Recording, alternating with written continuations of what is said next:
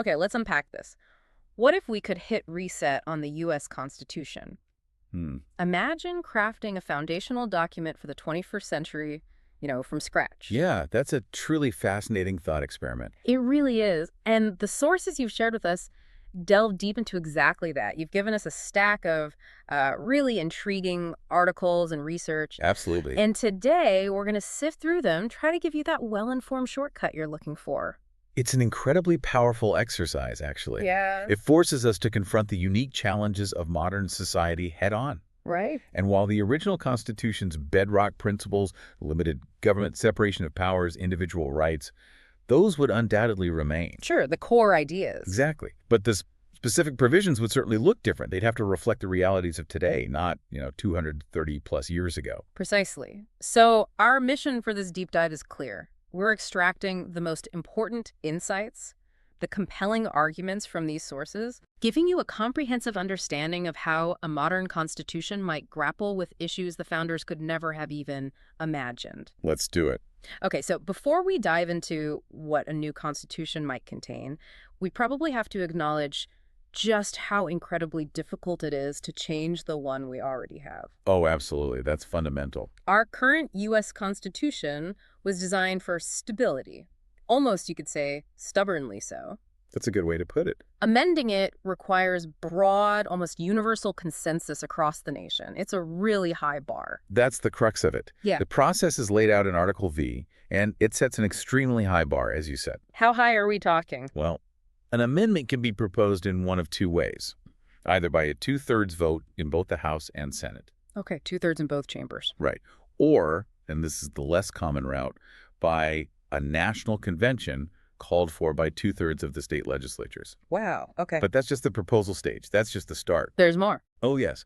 Once proposed, it still needs to be ratified, meaning approved, by 3/4 of the states. 3/4, that's what, 38 states today? Exactly. And that ratification can happen either through their state legislatures or through special state ratifying conventions. So multiple hurdles. Immense hurdles. The key insight here, really, is that this exceptionally high threshold means any significant change, whether it's a complete overhaul or even a single targeted amendment, demands incredibly wide and sustained support across the entire country.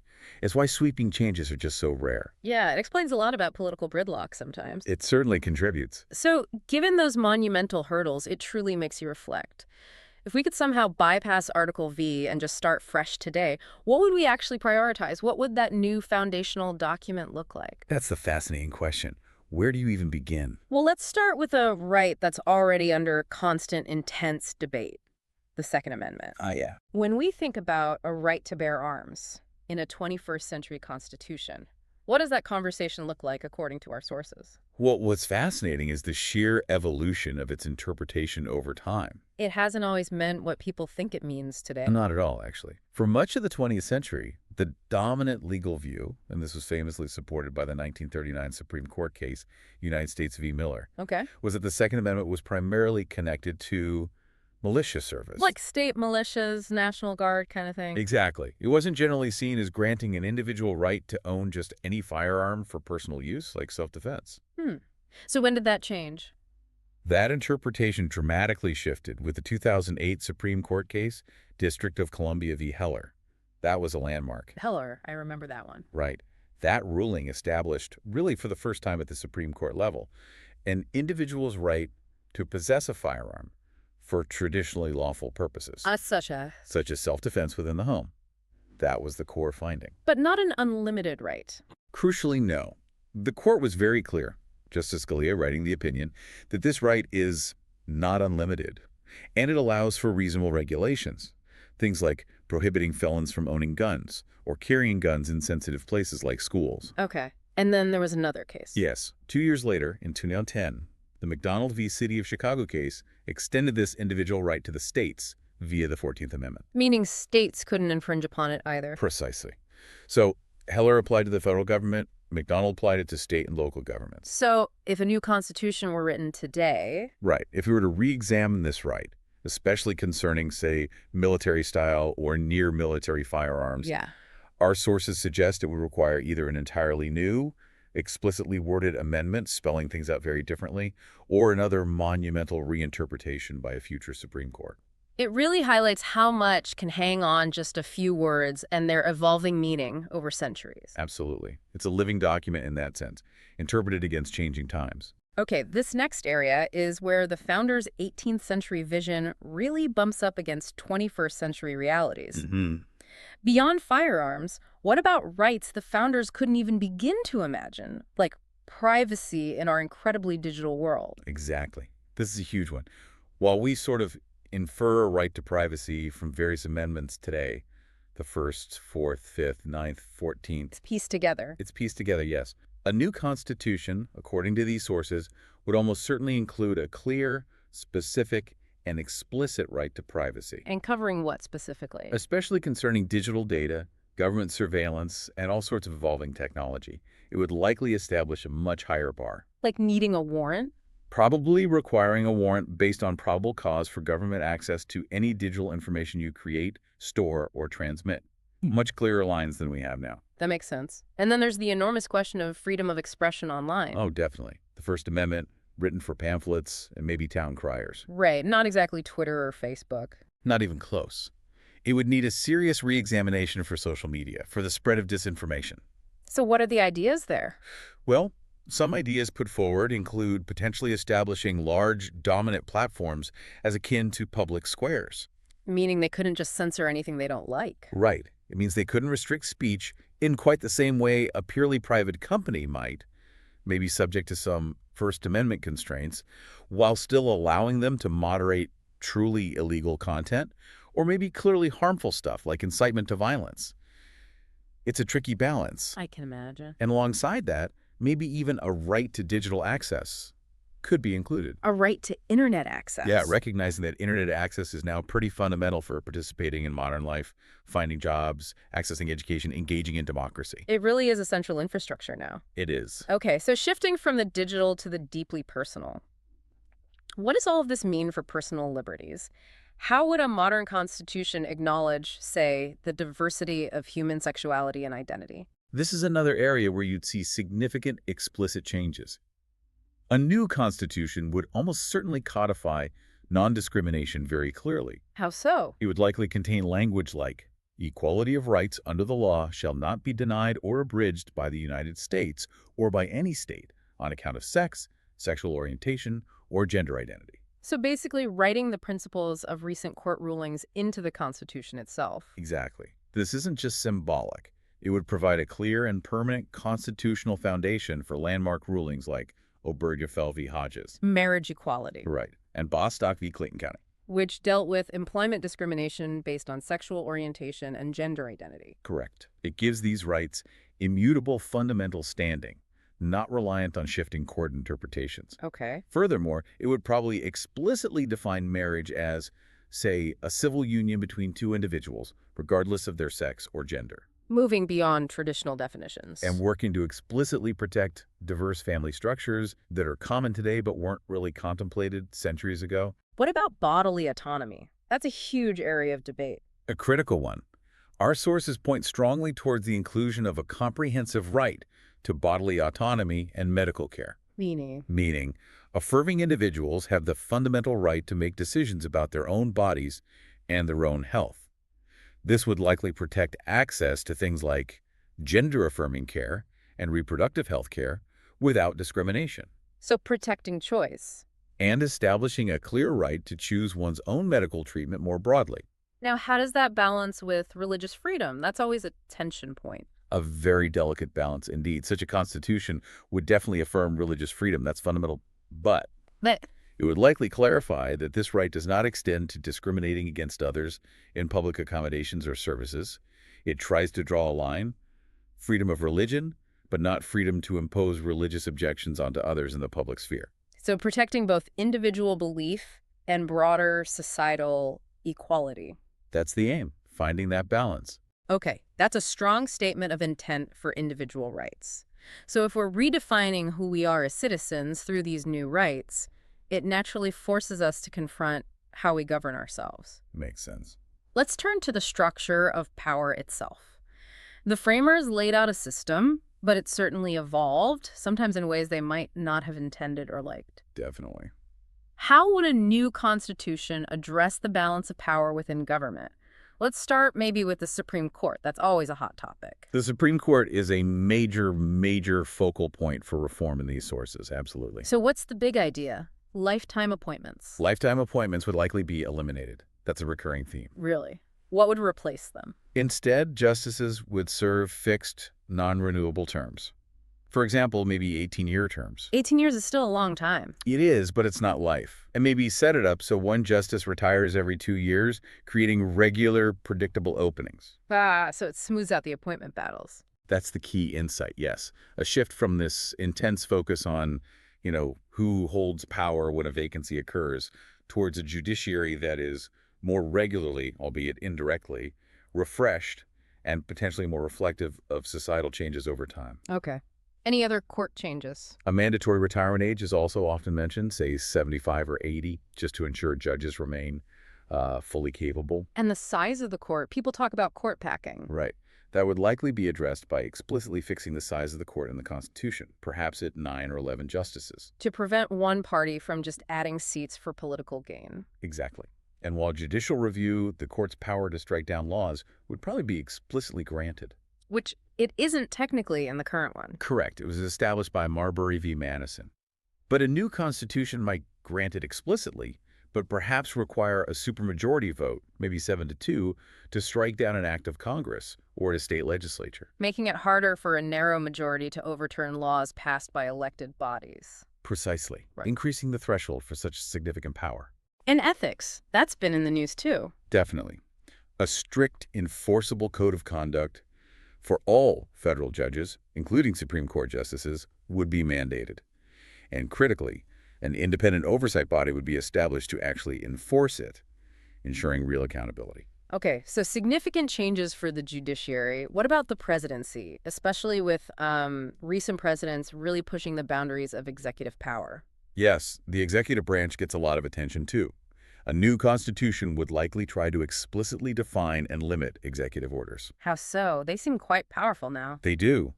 The idea would be to confine them more strictly to managing the internal operations of the executive branch itself.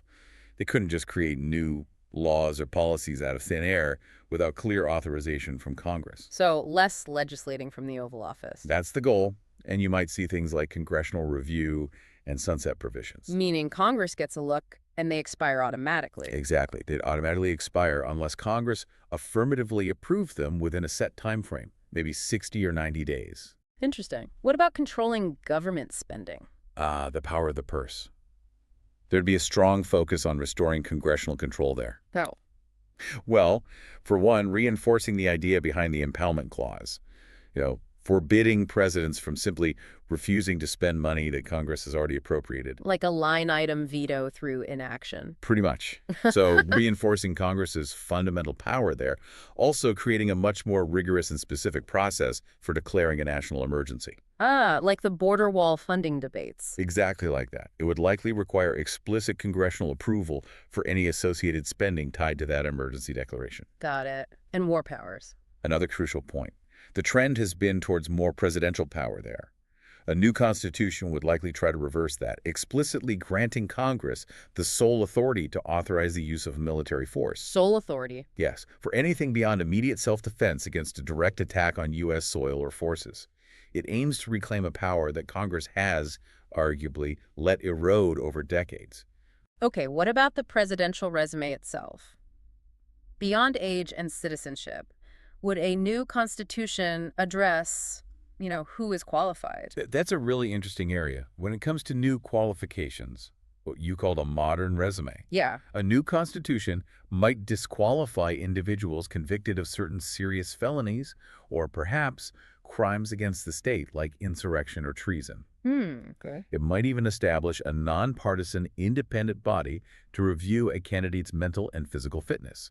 That's obviously controversial, but it's discussed. A concept totally alien to the founders, but maybe relevant today? Perhaps, and definitely addressing conflicts of interest more forcefully. Like blind trusts. requiring candidates to place personal assets in a genuine blind trust, and having a really robust system for public financial disclosure right from the start of their campaign. What about prior experience? Some proposals even suggest requiring a certain number of years of prior public service, maybe holding elected office, as a prerequisite to ensure some experience in governance. And term limits. The existing 22nd Amendment, limiting presidents to 2 4-year terms, would almost certainly be codified directly into the new document, and maybe clarifying rules around non-consecutive terms or how serving as VP counts. Okay. And speaking of the vice president, not just a spare tire anymore, right? The role seems much bigger now. Absolutely. A new constitution would probably formalize the VP's executive role much more, Ow. explicitly granting them a seat on the president's cabinet and the National Security Council, for instance, and maybe even requiring the president to formally delegate specific significant duties. It moves beyond just being first in the line of succession. What about their legislative role presiding over the Senate? That's debated. To further clarify the separation of powers, there's even the possibility of removing the vice president as the president of the Senate entirely. Wow. Or at the very least, limiting their tie-breaking vote, perhaps only allowing it on procedural matters, not substantive legislation, to reduce executive influence over the legislative process. And succession, the 25th Amendment stuff. Building on the 25th Amendment, yes. Establishing perhaps a more streamlined, maybe less politically fraught process for temporary transfers of power if a president is incapacitated. Maybe involving an independent body. Possibly. Yeah. Involving an independent, nonpartisan body rather than just the VP and cabinet, and explicitly codifying the vice president as the sole successor to the presidency, removing any lingering ambiguities from history. Okay, this brings us to Congress itself.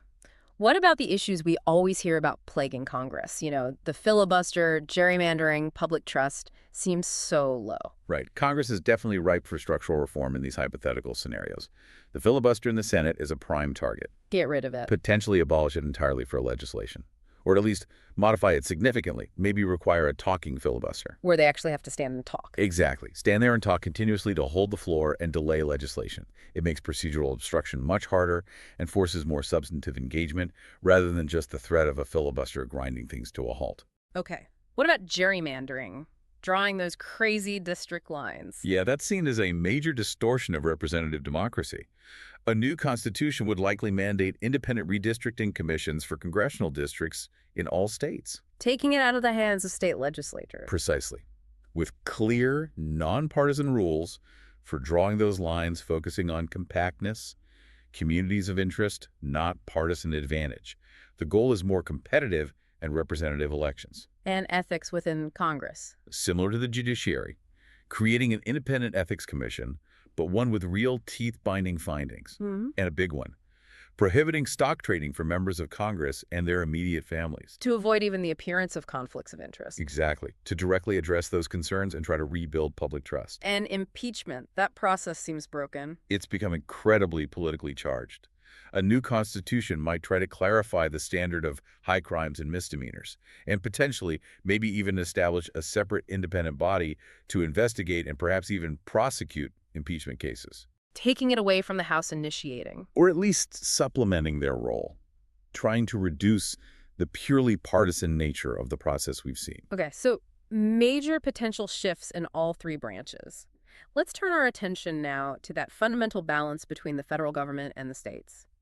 Federalism. Always a core tension in American governance. Definitely. How would a new constitution clarify that dynamic, especially after centuries where federal power seems to have, well, expanded quite a bit? It would likely start by explicitly reaffirming the principles of the 10th Amendment. Which says powers not given to the feds are reserved to the states or the people. Correct. Limiting federal authority more clearly to its enumerated powers, and importantly, prohibiting the federal government from commandeering states. Commandeering. What does that mean? It means the federal government couldn't force state employees or state resources to carry out federal laws against their will, like telling state police they have to enforce a specific federal immigration policy, for example.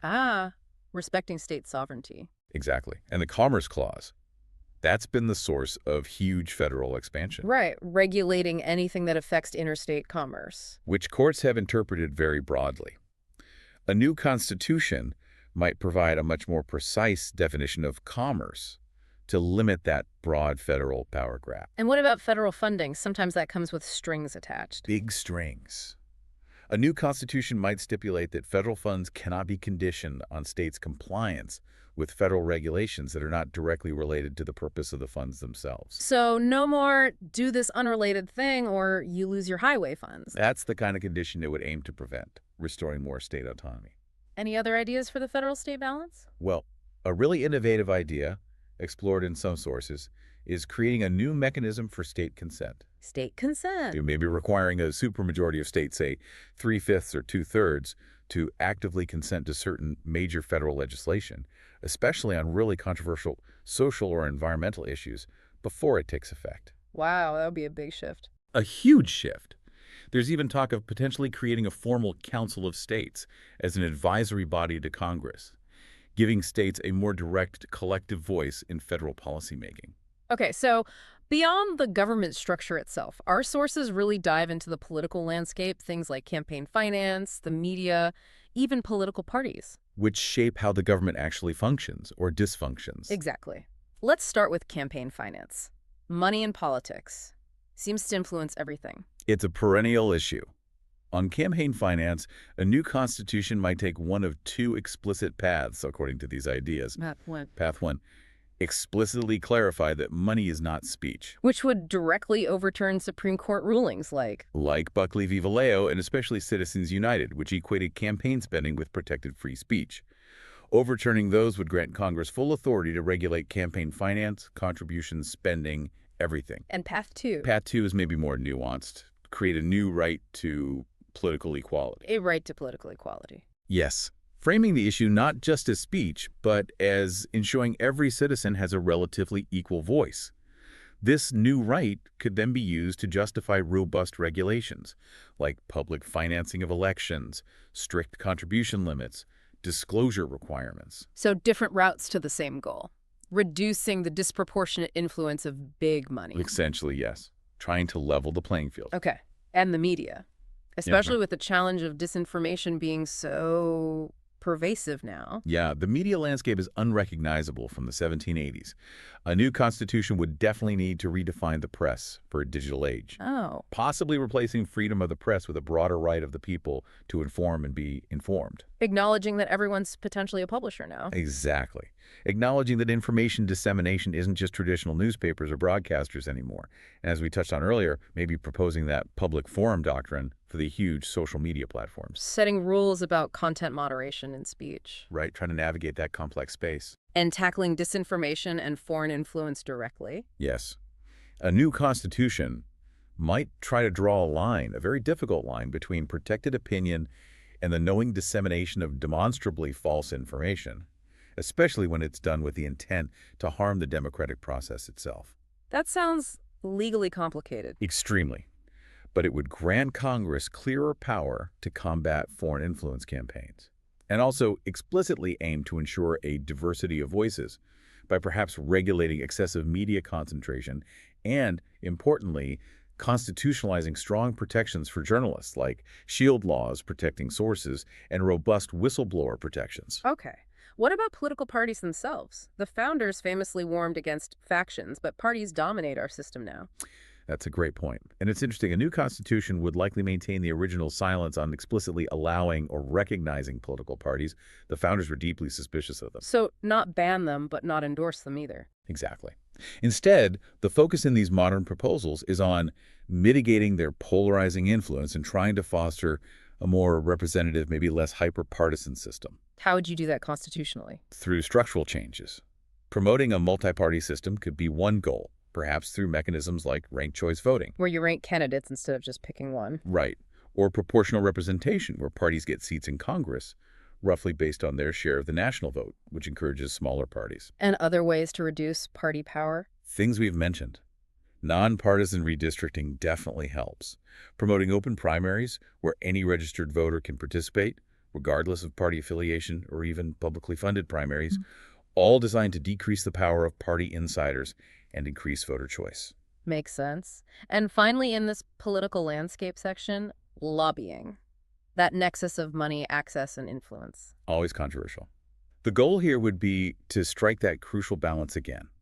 preserving the First Amendment right to petition the government, Which includes lobbying. which includes lobbying, but preventing undue or corrupting influence. So what tools would a new constitution use? Mandatory comprehensive disclosure of all lobbying activities is key, including a strict prohibition on dark money campaign or lobbying spending that hides its original donors. Transparency is paramount. Beyond disclosure. Maybe a broader, new anti-corruption clause. Something that covers not just direct bribery, quid pro quo, but also the appearance of corruption, trying to capture more subtle forms of influence peddling. And the revolving door. A strict revolving door ban for former government officials, preventing them from immediately cashing in on their connections and inside knowledge by becoming lobbyists for the industries they used to regulate. Maybe a 5-year cooling-off period, or even longer for some roles. Okay, wow. We've covered the branches of government, the federal-state relationship, the political mechanics. Beyond these major areas, what other vital modern issues would a new constitution likely tackle? It feels like we're running through a rapid-fire list of huge societal shifts here. Indeed. And this next set really highlights just a few more critical areas, each honestly worthy of its own deep dive. Like what? New rights. Definitely. We'd almost certainly see new explicit rights and freedoms spelled out. For instance, a right to a healthy environment. Obligating the government to actually protect the environment. Yes, making it a constitutional duty. You might see a right to health care, guaranteeing some level of access and affordability. That would be huge. Monumental. And a positive right to vote. What does positive mean there? Different from just not denying the right. Exactly. Instead of just saying states can't deny the vote based on race or sex, a positive right would guarantee equal access. It could mandate things like automatic voter registration, national standards for polling place access, maybe making Election Day a holiday, taking proactive steps to ensure participation. Okay. And the ERA. An explicit equal rights amendment would almost certainly be included, just stating clearly that equality of rights shall not be denied or abridged on account of sex, removing any lingering ambiguity. Got it. What about institutional reforms beyond the main branches? There's discussion around clarifying or perhaps even changing birthright citizenship under the 14th Amendment, though that's intensely controversial. Sure. And definitely addressing the administrative state. Meaning all the government agencies. The fourth branch. Right, the alphabet soup of agencies, EPA, FCC, SEC, etc. A new constitution might provide clearer rules for how these regulatory agencies are created, what powers they have, and how they're held accountable, perhaps more directly, to Congress or the courts. Trying to rein in bureaucratic power. Or at least clarify its constitutional basis and limits. And finally, any specific economic issues that might get constitutional attention. Yes, a couple stand out in the sources. One is corporate personhood. Ah, the idea that corporations have the same rights as people. Right, particularly speech rights stemming from Citizens United. A new constitution might explicitly state that corporations are not people and do not have the same constitutional rights as individuals, particularly when it comes to political spending. That would be a direct response. A very direct response. And the other big one is the national debt. Could the Constitution address that? Proposals include things like requiring a supermajority vote in Congress, maybe 3/5, to raise the statutory debt limit. Or even, more drastically, mandating some form of balanced federal budget, perhaps with exceptions for emergencies. Concepts that were barely a whisper at the nation's founding, but loom large today. Absolutely. Different era, different economic challenges. So after all this, what does it all mean? We've covered an incredible amount of ground today, imagining a foundational document truly built for the 21st century. It really is a profound thought experiment, isn't it? When you step back, Yeah. such a document would be a deep reflection of a society that is just vastly more diverse, far more technologically advanced, and much more globally interconnected than the one the founders knew. Worlds apart, really. Worlds apart. It would have to grapple directly with issues they couldn't possibly have foreseen. And critically, it would represent an attempt to consciously address the shortcomings, the gaps, the ambiguities that have emerged over more than 200 years of constitutional history. Ambiguities that fuel so much debate and division today. Exactly. An attempt to provide clearer answers, even if those answers would themselves be debated. It truly makes you think.